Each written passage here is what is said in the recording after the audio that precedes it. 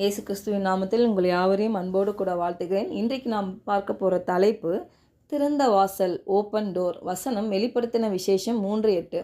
உன் கிரியைகளை அறிந்திருக்கிறேன், உனக்கு கொஞ்சம் பலன் இருந்தும் நீ என் நாமத்தை மறுதலியாமல் என் வசனத்தை கை கொண்டபடியினாலே இதோ திறந்த வாசலை உனக்கு முன்பாக வைத்திருக்கிறேன், அதை ஒருவனும் பூட்ட மாட்டான். ஹல்லேலூயா. இந்த வசனத்தில் தேவன் அப்போஸ்தலனாகிய பவுல் மூலமாக இந்த பிலதெல்பியா சபைக்கு பேசுகிறார். என்ன சொல்கிறார்னா, அவர்கள் மனித பார்வையில் பலம் உள்ளவர்களாக இல்லை, அவர்களிடம் கொஞ்சம் பலன் மட்டுமே இருந்தது. ஆனால் அவர்கள் தேவனுடைய வார்த்தையில் உண்மையாக நிலைத்திருந்தார்கள் என்று பார்க்கிறோம். அப்போது இந்த கொஞ்ச பலன் அப்படின்னா அந்த சிறிய பலன் என்பது நீ பலவீனமாக இருக்கிறாய் என்பதல்ல. எப்படின்னா, நான் என்னை சார்ந்து வாழவில்லை, கிறிஸ்துவை சார்ந்து வாழ்கிறேன் என்று ஒரு மனநிலை. ஹல்லேலூயா. அப்போது தேவன் இந்த சுய பலத்தில் நம்பிக்கை வைப்பவர்களை அல்ல, அவரை சார்ந்து இருப்பவர்களை பயன்படுத்துகிறவராக இருக்கிறார். ஹல்லேலூயா. பாருங்கள், தேவன் பார்த்திங்கன்னா நம்முடைய பலத்தை பார்த்து கதவுகளை திறப்புவதல்ல. அவர் என்ன பார்க்குறாருன்னா உண்மைத்தன்மை, கீழ்ப்படிதல், விசுவாசம். இதை பார்த்து தான் அவர் திறக்கிறார். பாருங்கள், உலகம் சொல்லும் இது உன்னால் முடியாது, இது ஒருவேளை அற்பமாக எண்ணப்படலாம் நீங்கள், ஆனால் தேவன் திறந்த வாசலை உங்களுக்கு வைத்திருக்கிறார். ஹல்லேலூயா. அதை நீங்கள் விசுவாசிக்கும் பொழுது பாருங்கள், அந்த வாசலை எந்த மனிதனாலும் எந்த சூழ்நிலையாலும் எந்த சத்ருவாலும் மூட முடியாது. ஹல்லேலூயா. ஒருவேளை நீங்கள் நினைக்கலாம், எனக்கு பெருசாக பலன் இல்லை, எனக்கு சப்போர்ட்டுக்கு ஆள் இல்லை, எனக்கு எப்படி நல்ல வழிகள்லாம் திறக்கும் அப்படின்னு நினைக்கலாம். ஆனால் கர்த்தர் சொல்கிறாரு, உன் கிரியைகளை நான் அறிந்திருக்கிறேன், உனக்கு கொஞ்சம் பலன் இருந்தோம் இல்லை, நீ என் நாமத்தை மறுதலியாமல் என் வசனத்தை கை கொண்டபடியினாலே இதோ திறந்த வாசலை உனக்கு முன்பாக வைத்திருக்கிறேன். ஹல்லேலூயா. அது ஒருவனாலும் பூட்ட முடியாது என்று சொல்லுகிறார். உங்கள் பலனை பார்க்காதீங்க இல்லை, உங்களுடைய சப்போர்ட்டுக்கு ஆள் இல்லைன்னு நினைக்காதீங்க.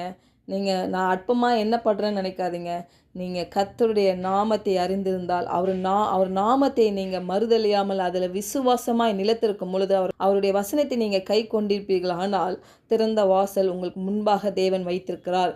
பாருங்கள், அதை தான் நம்ம பார்க்கணும். நம்ம கண்களை அதை திறந்து பார்க்கணும். நம்ம மன கண்களை கர்த்தர் திறப்பாராக. ஹல்லேலூயா. பாருங்கள், அநேகர் அந்த திறந்த வாசல், அதாவது ஒரு நல்ல வழிகள்லாம் நம்மளுக்கு திறக்கணுன்னா அவர்களை சுற்றி இருக்கிற மனிதர்களை ரொம்ப நம்புவாங்க. பாருங்கள், அவங்கக்கிட்டேருந்து நம்மளுக்கு ஏதாவது கிடைக்குமா, இல்லாட்டி அவங்கக்கிட்டேருந்து நம்ம எப்படியாவது பெற்றுக்கொள்ளணும்னு சொல்லி எவ்வளோ அவங்க கிரியைகளை போடுவாங்க பாருங்கள். ஆனால் கர்த்தர் பரலோகத்திலேருந்து பார்த்து கொண்டே இருக்கிறார். நம்ம கிரியைகளில் அவர் அறிந்திருக்கிறார் என்று சொல்லுகிறார். அப்போது நம்ம கிரியைகள் எப்படிப்பட்டதாக இருக்கணும்னா பாருங்கள், கர்த்தருடைய வசனத்தை கை கொள்ளுகிறவர்களாக நம்ம இருக்கணும். அப்போது நம்மளுடைய நம்பிக்கை நம்ம சுற்றி இருக்கிற நபர்கள் மேலே கிடையாது இல்லை, நம்மளுடைய நம்பிக்கை கர்த்தர் மேலே இருக்க வேண்டும். ஹல்லேலூயா. பாருங்கள், என்னுடைய வாழ்க்கையில் என்னோடய சிறிய வயதில் 12 வயதில் என் தகப்பனை நாங்கள் இழந்தோம். எனக்கு 2 தம்பி. எங்கள் அம்மா ஒரு ஹிந்து பேக்ரவுண்ட்லேருந்து வந்தவங்க. எங்கள் அப்பா கல்யாணம் பண்ணி அவங்க நல்ல கிறிஸ்தவத்தில் நல்ல ஒரு ஸ்ட்ராங்காக ஆயிட்டாங்க. அவங்க ஸ்ட்ராங்காக ஆனதுனால எங்களை ஆவிக்குரிய வாழ்க்கையில் வளர்த்தாங்க. விசுவாசத்தில் எங்களை உறுதியாய் நிற்கும்படியாக எங்களை அந்த பாதையில் தான் நடத்தினாங்க. நான் சொல்லுவேன், அந்த ஒரு ஆயுதம்தான் என்னை இன்னைக்கு வரைக்கும் வெட்கப்படுத்தாமல் நடத்துகிறது என்று சொல்வேன். பாருங்கள், அந்த ஒரு ஆயுதத்தை வைத்து அந்த விசுவாசம், தேவன் மேலே நான் வைத்திருக்க அந்த நம்பிக்கை, அவர் நாமத்தை மறுதலியாமல் அவர் வசனத்தை நான் கை கொண்டபடினால் இன்னைக்கு வரைக்கும் அநேக வாசல்களை என் வாழ்க்கையில் திறந்திருக்கதை நான் பார்க்குறேன். அப்போது கர்த்தர் அற்புதமாக இம்மட்டுமாக என்னை சாட்சியாக வைத்திருக்கிறார் இல்லை. அப்போ நம்ம தகுதி அல்ல, அவருடைய கிருபையே அது நடத்துகிறது. ஹல்லேலூயா.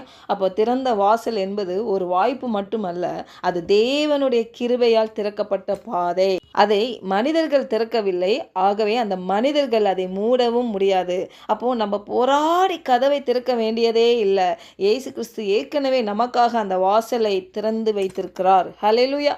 கொஞ்சம் பலன் இருந்தால் போதும், என் கிருபை உன்னை நடத்தும். ஹல்லேலூயா. அப்போது நம்ம தேவனுடைய வார்த்தையில் நிலைத்திருந்தால் அவருடைய அடையாளத்தில் நம்ம வாழும் பொழுது இல்லை, நான் கிறிஸ்துவில் நான் யார் என்ற அடையாளத்தில் வாழும் பொழுது நம்ம வாழ்க்கையில் திறக்கும் அந்த வாசலை எந்த எதிர்ப்பும், எந்த சாத்தானின் திட்டமும், எந்த மனிதர்களுடைய கிரியைகளும் அதை மூட முடியாது. ஹல்லேலூயா. பாருங்க, வேதாகமத்தில் யோசேப்பு கூட நம்ம பார்க்கலாம். அவர் சிறையில் இருக்கும்போது பாருங்க, அவர்கிட்ட எந்த அதிகாரமும் இல்லை, எந்த செல்வாக்கும் இல்லை, ஆனால் பாருங்க, தேவன் அவருக்கு முன்பாக திறந்த வாசலை வைத்திருந்தார். யாராலுமே அதை மூட முடியல. பாருங்க, சிறை சாலையில் இருந்தே அவர் அரண்மனைக்கு சென்றது இது மனித முயற்சியினால் அல்ல, அது தேவனுடைய கிருபையால். இன்றைக்கு அதே கிருபை உங்களுக்கும் எனக்குமே நிரம்பி இருக்கிறது. ஏன்னா கர்த்தருடைய வார்த்தை சொல்லுகிறது, கர்த்தருக்கு பயப்படும் மேல் அவருடைய கிருபை வானத்துக்கு பூமிக்கும் எவ்வளோ தூரமாக இருக்கோ அவ்வளோ தூரமாக அவருடைய கிருபை நம்ம மேல் இருக்கிறது. ஹல்லேலூயா. அப்போது நம்ம குறைவைகள் அல்ல, அவருடைய கிருபையை நம்ம நம்பி வாழ வேண்டும். ஹல்லேலூயா. பாருங்கள், அவருடைய கிருபையை நம்ம நம்புகிறோன்னா அவருடைய வார்த்தையில் நம்ம நிலைத்திருக்க வேண்டும் என்று ஒரு தீர்மானம் எடுக்கலாம். ஜெபிக்கலாம். பரலோக தகப்பனே, இந்த காலை வேளையில் எங்களோட நீர் இடைப்பட்டதுக்காக உமக்கு நன்றி செலுத்துகிறோம் கர்த்தாவே.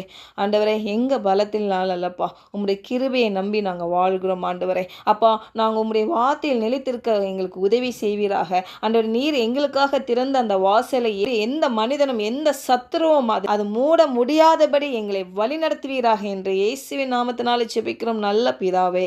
ஆமென்.